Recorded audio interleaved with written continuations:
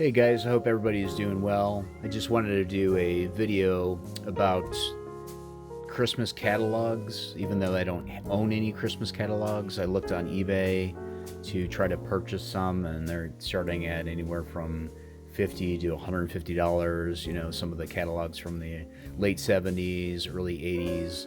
So I decided not to buy them. I can't afford them this time of year, anyways.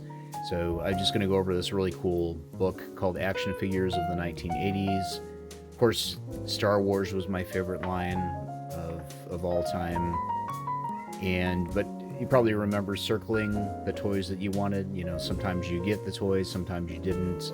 We did have some of the micro collection, like the Bespin freeze chamber you probably see in some of my videos. I rebought that in the box. That was probably my favorite.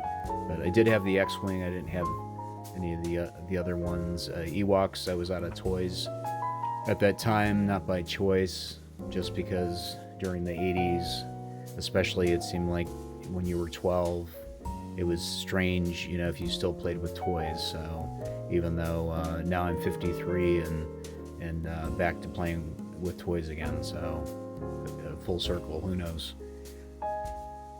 Jabba's Dungeon, I remember getting this at Sears. It was a Sears exclusive. They also re-released it with the Power of the Force figures, like a Man-O-Man, which I still do not have to this day. I remember asking my parents if I could buy the Power of the Force Jabba's Dungeon, and they said, no, you already have one. And I regret that ever since I was a kid, not having it. And obviously I'm not going to pay thousands of dollars to rebuy it now. I did get the Imperial Attack Base, as well as some of these other ships, mini rigs.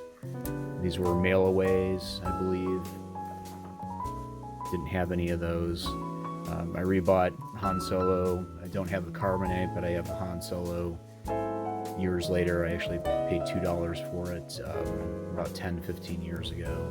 Do you remember buying Han Solo at Sears for 50 cents at the time, back in I think it was maybe the early 80's or late 70's.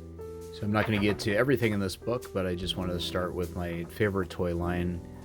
I did want to, one of these days I'm going to talk about the Remco monsters. I didn't have any of these as a kid, but I do remember them. I do wish that I had them.